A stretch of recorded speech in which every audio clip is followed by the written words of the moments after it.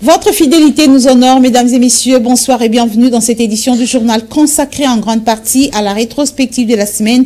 Encore une fois, bonsoir. Amélioration du social des Congolais. La question a figuré parmi les points abordés par les présidents de la République lors de la réunion du Conseil des ministres. Félix Tshisekedi a encore une fois instruit au gouvernement de veiller à ce que la baisse des produits de première nécessité soit effective sur toute l'étendue de la République démocratique du Congo. Suivez les comptes rendus de cette réunion faits par le porte-parole du gouvernement, Patrick Mouyaya.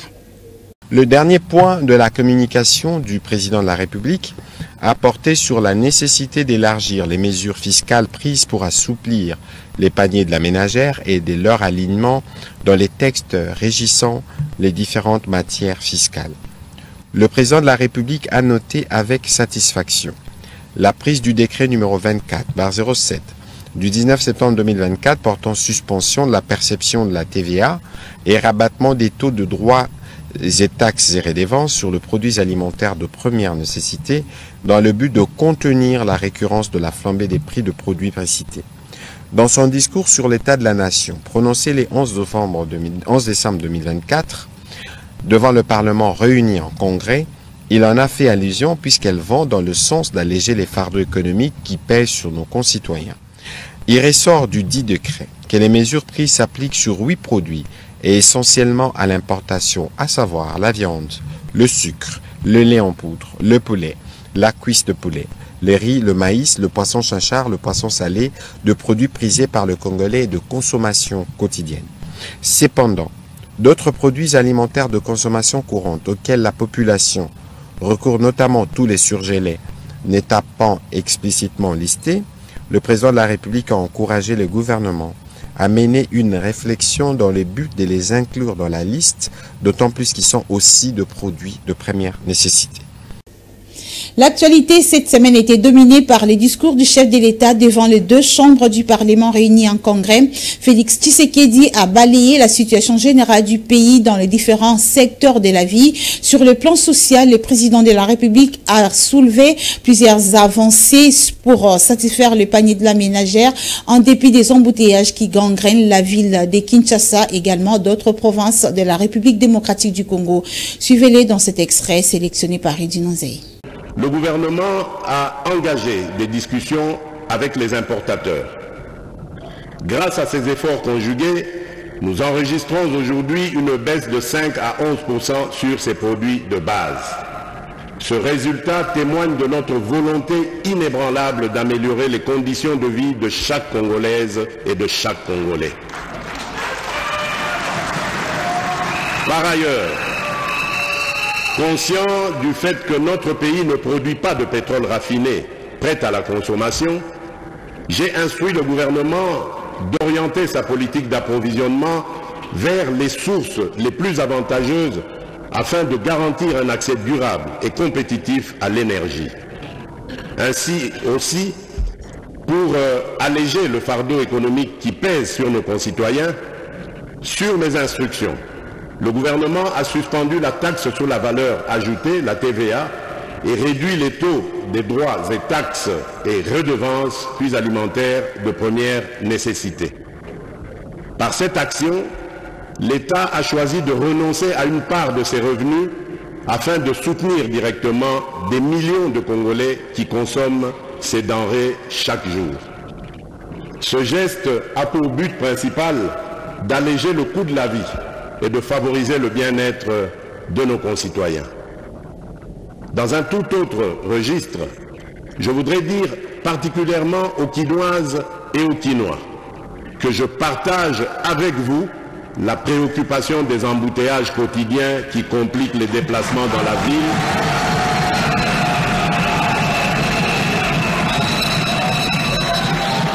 La préoccupation des embouteillages quotidiens qui compliquent les déplacements dans la ville et augmentent le coût de la vie pour nos concitoyens. Et dans son adresse, le chef de l'État a également touché les secteurs de la jeunesse où il a annoncé des mesures sévères pour lutter contre le banditisme urbain dans la ville de Kinshasa, mais également dans toute la République démocratique du Congo. Encore une fois, dans cet extrait. Il est essentiel d'adopter rapidement des mécanismes efficaces de réinsertion pour les jeunes désœuvrés.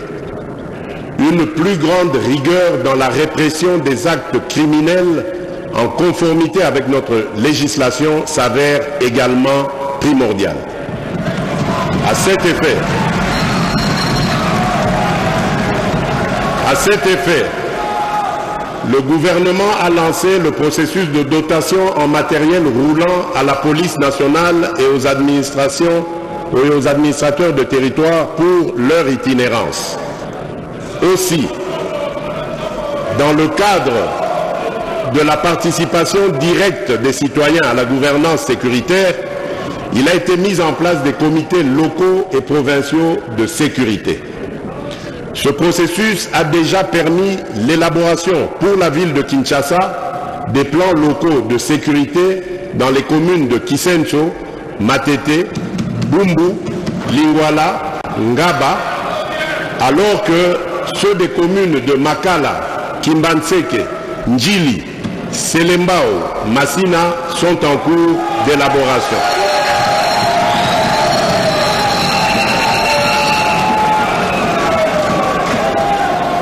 Il en sera de même pour les autres villes de la République.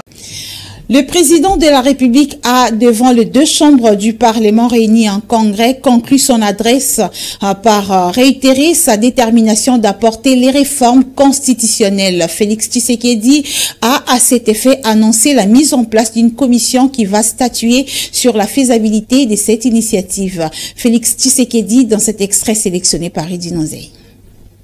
Cette situation nous invite à une réflexion commune. S'il vous plaît, silence s'il vous plaît. Cependant, cette situation nous invite à une réflexion commune. Il est peut-être temps d'engager une réflexion nationale sur une réforme constitutionnelle afin d'éliminer les failles qui ralentissent le fonctionnement de notre appareil étatique. Cette démarche consiste uniquement à lancer une initiative visant à inviter nos compatriotes à une réflexion sincère pour bâtir un cadre institutionnel plus adapté aux réalités et aux aspirations de notre peuple.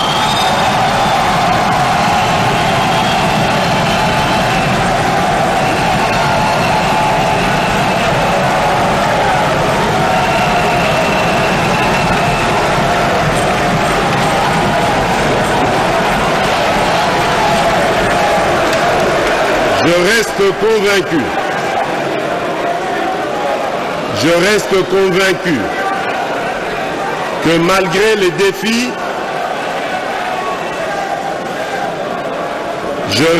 convaincu que malgré les défis, unis, nous pouvons transformer nos potentialités en richesses réelles, nos faiblesses en force et notre diversité en un facteur de cohésion.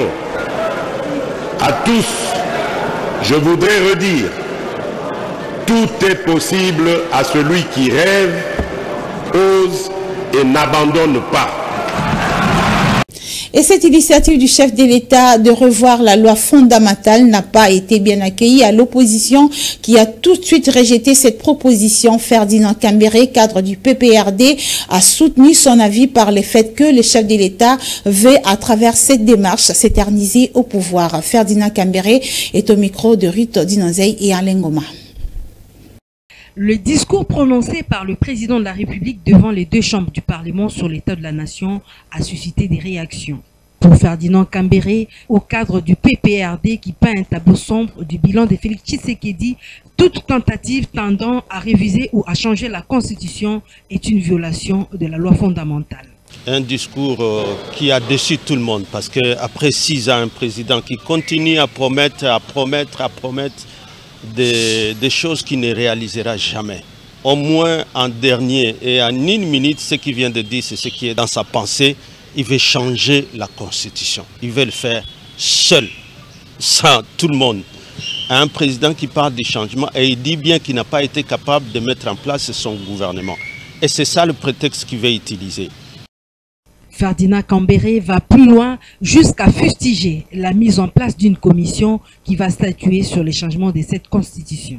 En tout cas, c'est ce que nous lui rappelons en tant qu'opposition, que c'est lui interdit de créer sa commission. Le faire, c'est tomber sous le coup de cette constitution en vertu duquel vient de tenir le discours, l'article 64 alinéa D.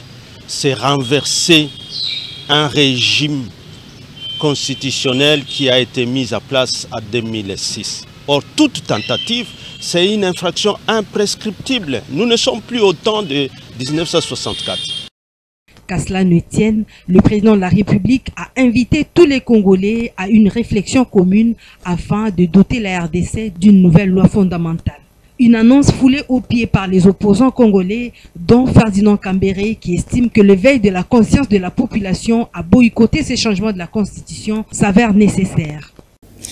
Et le projet de réforme constitutionnelle souhaité par le chef de l'État est soutenu par la jeunesse de Ilebo à travers son président Kennedy Niaté, qui a confirmé les failles dans l'actuelle constitution. Le représentant de la jeunesse du territoire d'Ilebo salue par ailleurs les discours prononcés par le chef de l'État tout en soulignant certaines réalisations du président de la République. Ces propos au micro de Ruth Dinanzei et Israël Kimassi. Le président, il est le garant de la nation et nous, les jeunes, nous le soutenons et nous lui donnons la chance de le faire parce que c'est pour sauver les pays. La fois passée, nous avons dit aux gens que non, si ça demande que non, le président peut prendre des mesures pour sauver notre pays, vraiment c'est nécessaire à prendre ça et que de lui traiter dictateur. Évidemment, parce qu'il y a des articles qu'on peut, entre autres, toucher. Bon, ça nécessite. Donc c'est nous, la population, qui peut lui donner cette chance. Et nous les soutenons, nous avons cette opportunité de lui donner cette chance que non, qu'il puisse arranger mieux par rapport à ce qu'il fait aujourd'hui. Le président de la République, son Excellence Félix Tshisekedi, il a besoin de transformer notre pays comme il avait promis. Donc c'est ça. Nous lui remercions encore davantage et nous l'encourageons de le faire. Si les gens disent aujourd'hui que non, les présidents ne font rien, c'est-à-dire que ces gens-là sont animés d'une mauvaise volonté. Parce qu'ils peuvent quand même accepter ce que le président a fait. Aujourd'hui, si les gens sont en train de dire ça, mais au moment qu'ils ont dit la fois passée que non, le président nous a promis des avions, mais ils ont vu des avions aujourd'hui. Ils ont dit, le président a dit, non, il va acheter des bateaux de pêche. Mais aujourd'hui, il y en a, non? Mais qu'est-ce qu'ils cherchent encore de faire quoi? Au moment que les choses sont en train déjà d'aller petit à petit. Le chef suprême, président général et représentant légal de la confession religieuse des églises autochtones traditionnelles Bangunza PVA Longo, son éminence l'ambassadeur Mangele Silubasa réitère également son soutien sur cette démarche de réforme constitutionnelle et promet de participer ou encore apporter sa part des contributions au sein de la commission qui sera mise en place pour la faisabilité de cette initiative. Son éminence Mangele Silubasa au micro de Ruth Dinanzei. Tondi tata mokonzi ekolo nkumu monene mwana mboka na mayoyo alobi biso tozali nsima na ye esengo nange tondi mayonga na lobaki yango wana eza kolandisama yango nalobi esengo na biso ezali tokochange likonzi oyo constitution oyo ekochange tata mokonzi ya mboka kumu munene président Félix Antoine Tshisekedi kobanga te moto pe akobangisa moninga azali te biso batata na yo ya molimo tozali biso kolo spiritualité ya Afrika pe ya Congo tozali tolobi na yo kende liboso esengo na nga tango na yokaki yo lobi ya koloba peuple congolais mutu akoki kopekisa bango te na niveau national bavanda po batala likambo oyo chapeau nzambe oyo ya ngai abakisi loso bakasi esengo na ngai ezali ntango nayoki président de la république mama mopanzi sango nalobi wi bakoko bazali.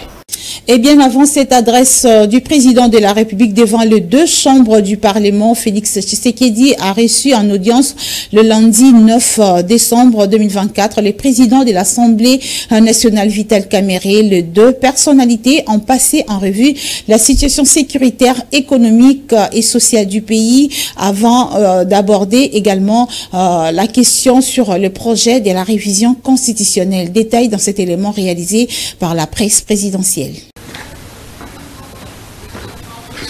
Dans 48 heures, le Parlement réuni en congrès va accueillir le président de la République pour son traditionnel discours sur l'état de la nation.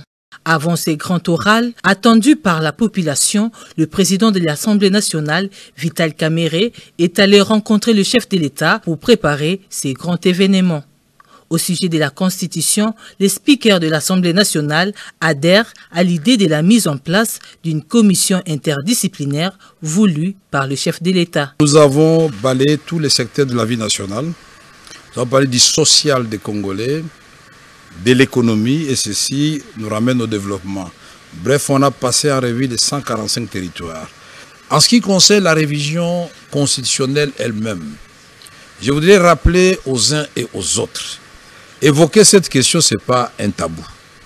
C'est dans la même constitution, à l'article 218, où l'on prévoit le mode de sa révision et qui sont habilités à prendre une telle initiative. Au numéro 1, c'est indiqué le président de la République. Au numéro 2, c'est le gouvernement réuni en conseil des ministres. Au numéro 3, c'est chacune des chambres du Parlement par la moitié de sa composition, c'est-à-dire la moitié des députés, la moitié des sénateurs.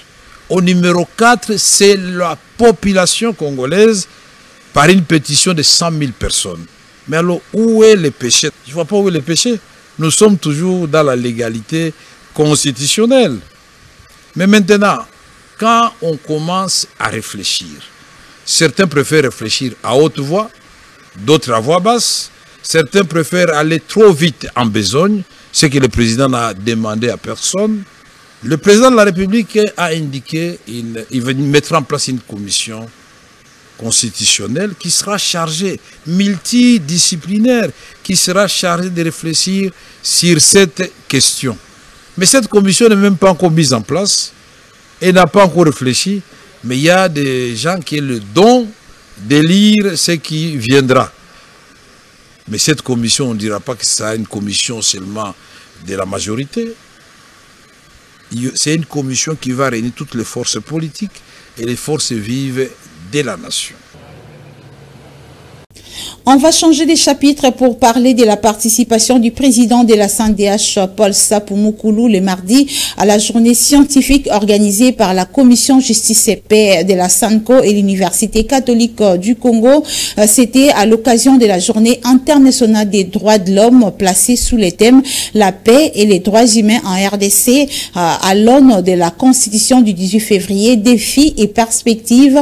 Paul Sapou Moukoulou a explicité à travers cette journée l'importance de la collaboration entre le gouvernement et les différentes parties prenantes pour prévenir la paix et les droits humains en République démocratique du Congo. Reportage.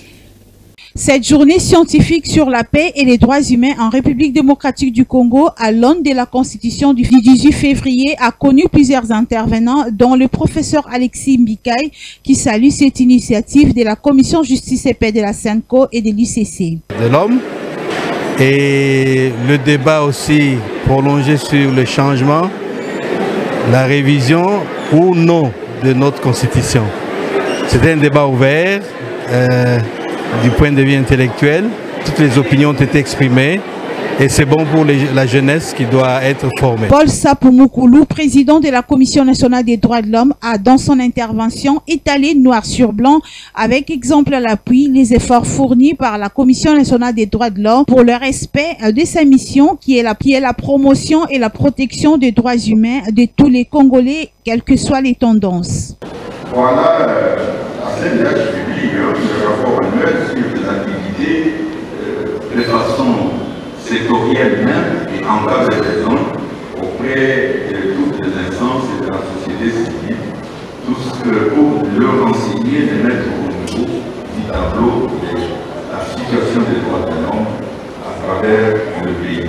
Ensuite, s'en est suivi le jeu des questions-réponses. Plusieurs préoccupations sur l'actualité de l'heure ont été soulevées, notamment la position de la CNDH vis-à-vis de la protection et information de la jeunesse en matière de droits humains. Vous avez parlé de la marche ou de la manifestation de l'honorable Élise Samba qui est là.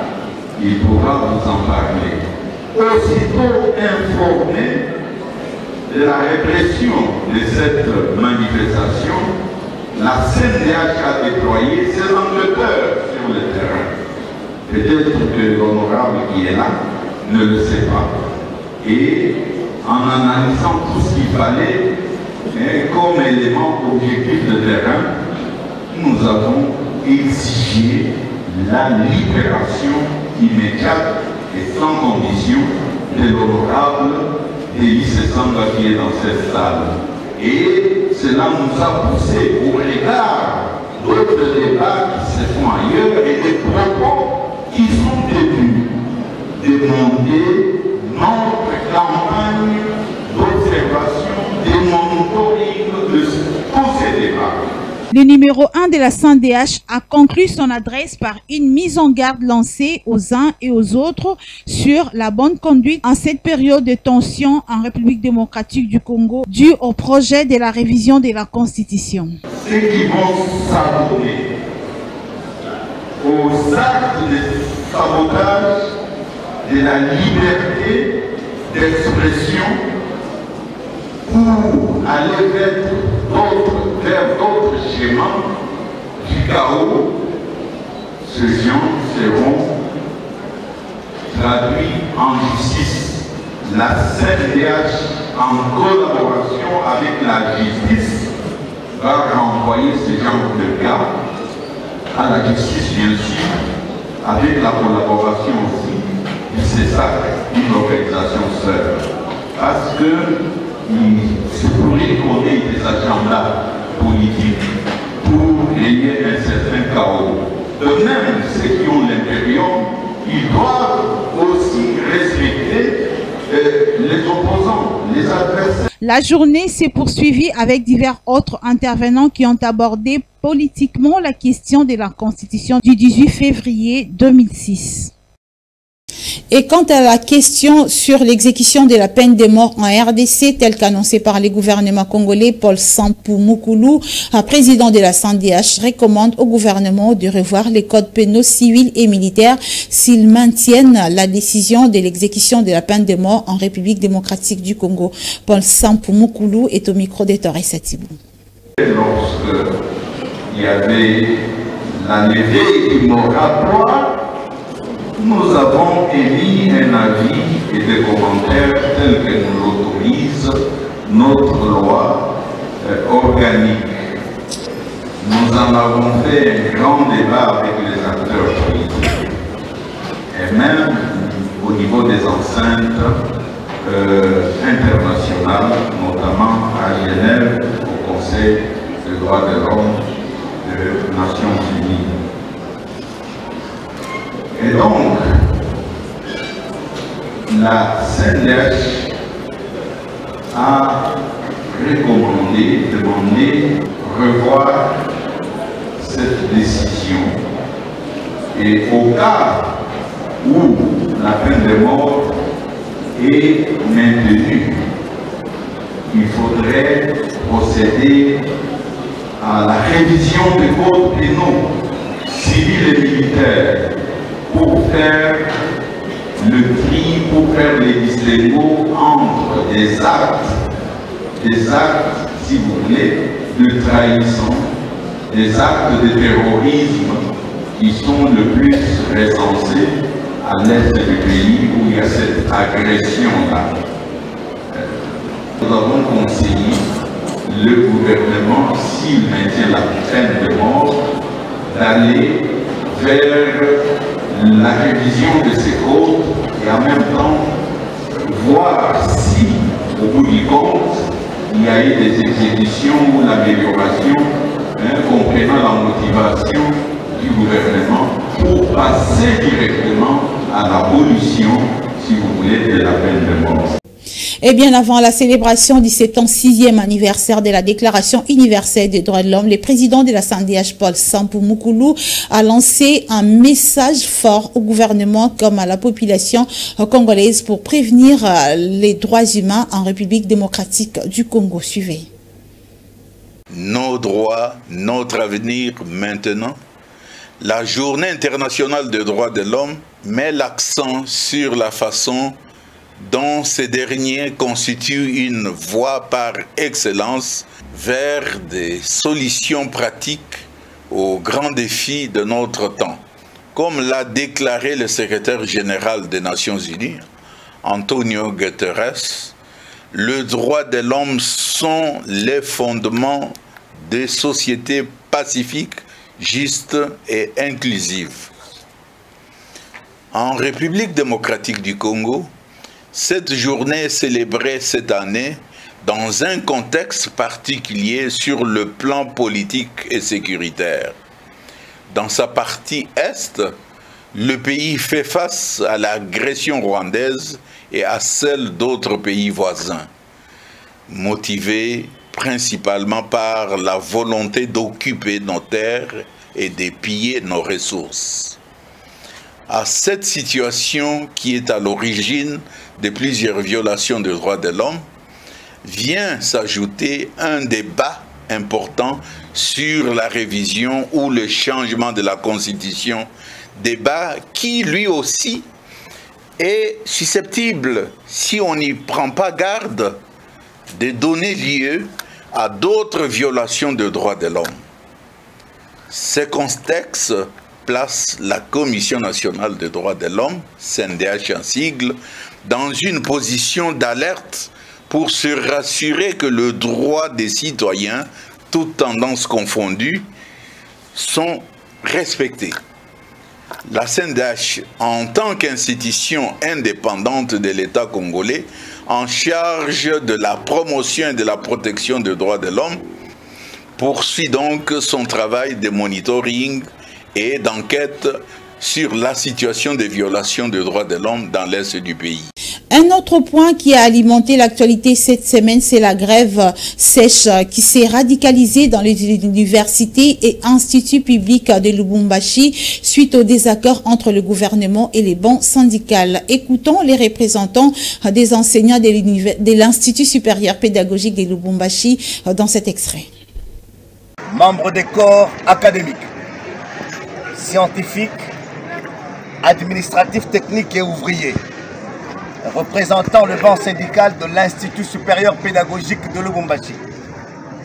Considérant le mouvement de grève du banc syndical de l'enseignement supérieur et universitaire et de la recherche scientifique, déclenché depuis le 9 décembre 2024. Considérant le mot d'ordre lancé par le banc syndical auquel le personnel de l'ISP Lubumbashi appartient de droit. Constatant que l'ensemble des revendications reprises dans les accords de Bibois 1 et 2 n'ont pas été respectées par le gouvernement qui est notre partenaire. Vu l'urgence et la nécessité, déclenchons à dater de ce jour une grève générale et sèche pour une durée indéterminée et restons ouverts à tout dialogue au travers de notre hiérarchie syndicale. Fait à Lubumbashi le 12 décembre 2024. Le banc syndical de l'ISP Lubumbashi. Grève sèche des enseignants des universités, les rassemblements des professeurs des universités du Congo Rapico ne reconnaissent plus le professeur Numbi comme représentant des professeurs face au gouvernement. Ces derniers qualifient leurs collègues des traîtres. Ce désaveu a été fait dans une déclaration lue devant la presse. Suivez. De ce fait, le mouvement des grèves générales en soutien aux efforts de ceux qui nous représentent aux négociations avec le gouvernement. 3.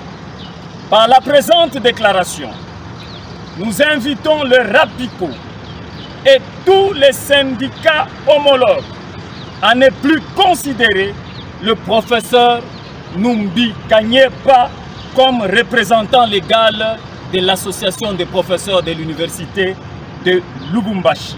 Et de ce fait, nous mettons en place, séance tenante, un comité de crise chargé d'organiser une assemblée générale dès le retour de la grève afin d'avoir un comité qui représenterait les professeurs de l'université de Lubumbashi.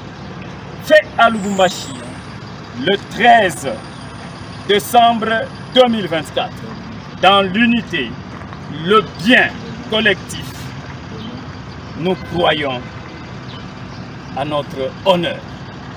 Ngaba Sankuluna, c'est la détermination de l'autorité politico-administrative de la commune d'Ngaba Aimé Francis Lolinga en collaboration avec le commandatiat de cette municipalité qui s'emploie à éradiquer le banditisme urbain dans la commune d'Ngaba. L'illustration, c'est avec ces 3 présumés bandits urbains arrêtés et présentés le jeudi à la maison communale d'Ngaba en présence des victimes. Rite Dinazay Toresetibou. Ces 3 bandits arrêtés ne sont pas les moindres. Ce sont des expérimentés de la machette qui effrayent la population au jour le jour malgré leur apparence des innocents. Ce sont des hauts gradés dans le banditisme tel que l'affirme le commandatiat de la commune d'Ngaba. Oyo, caporal qui fait. Aza caporal. Obimanae prison a continué de se changer Kiri. Nicolas comme un gouvernement tête. Pas un seul Kuluna, visiteur ou résident dans la commune d'Ngaba, où n'aura la chance de poursuivre son action. Décision de l'autorité politico-administrative d'Ngaba en collaboration avec les commandatiats de cette municipalité. Pas pourquoi il profite des stratégies pour anéantir ces inciviques qui ôtent la quiétude aux paisibles citoyens. Ici chez nous, donc on ne blague pas. Celui qui osera encore devenir comme les gens si ils l'ont osé. En tout cas, nous sommes très contents avec tout ce que l'autorité suprême a pris comme décision sur ce geste.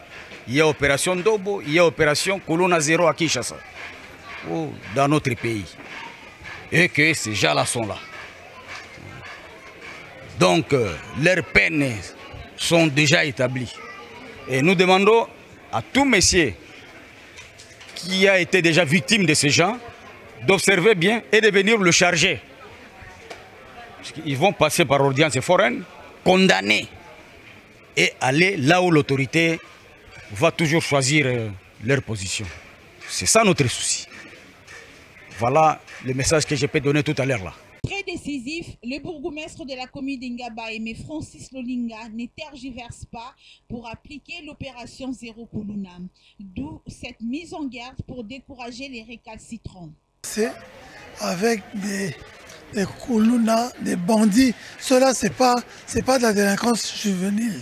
C'est des bandits de grand chemin qu'on a encore attrapés. Je rappelle à tous que Ngaba, c'est tolérance zéro. En termes de Kuluna, c'est tolérance zéro. Ceux-ci vont être jugés en audience foraine la semaine prochaine. Si on doit arriver à la peine capitale, on va y arriver parce qu'on en a assez. La quiétude de la population doit être retrouvée. Ceux-ci, ce sont des criminels, ce n'est pas des enfants oisifs qui manquent à faire. Non, non, c'est des criminels. Ces 3-là, c'est des généraux. C'est des gens qui organisent le désordre. On doit les éliminer dans notre société. C'est tout ce que j'avais à dire. Les explications, vous aurez auprès du commandant Siat, le major Samakondu. Toutefois, ces présumés bandits seront jugés en procès de flagrance avant leur condamnation l'un de ces 4 matins. Garde donc aux récalcitrants. Point final à cette édition du journal consacré à la rétrospective de la semaine. Mesdames et messieurs, si vous avez aimé, dites merci à Israël Kimassi et Gaylor Mouya qui l'ont réalisé. Quant à moi, je vous retrouve la semaine prochaine. D'ici là, portez-vous bien et bonsoir chez vous.